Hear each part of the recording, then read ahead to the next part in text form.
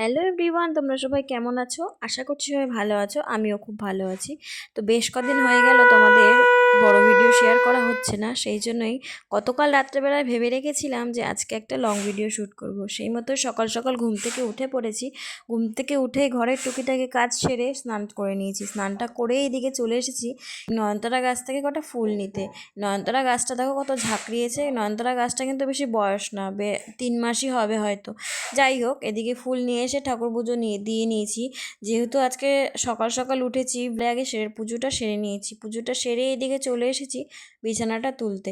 যেহেতু সকালে উঠেছি, বরমশাই ঘুমাচ্ছিল, আমি ওই জন্য বিছানাটা তুলে উঠতে পারিনি। সেই জন্যই পুজোটা সেরে আগে চলে এসেছি বিছানাটা ক্লিন করতে। বিছানা অগোছালো থাকলে আমার কিছুই ভালো লাগে না, কোনো কাজেই মন বসে না।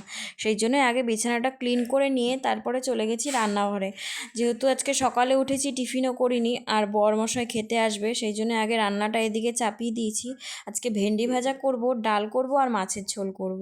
এই জন্য আগে এদিকে ভেন্ডি ভাজাটা বসিয়ে ডালটা সোমবার দিয়ে আমি চলে গেছি ছাদে। আজকে বেশ রোদ ঝলমলে আকাশটা, সেই জন্য কিছু কাচাকাচি করেছি, সেগুলো মেলতে চলে গেলাম ছাদে।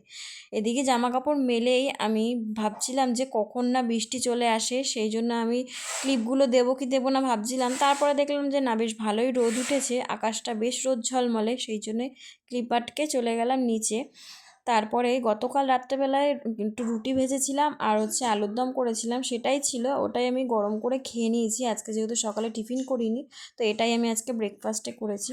তারপরে এদিকে মাছটা ভেজে নিয়ে চলে গেছি পেঁয়াজ করতে। পেঁয়াজ কেটে আলু কেটে আমি জলে ভিজিয়ে রেখেছি, এবার এটা ধুয়ে রান্নাটা বসিয়ে দেবো।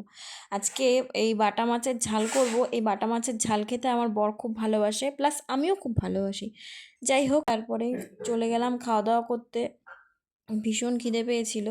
তো এই হচ্ছে আজকে ভিডিওটা ভালো লাগলে লাইক কমেন্ট শেয়ার করুন। দেখা হচ্ছে তাহলে নেক্সট কোনো ভিডিওতে।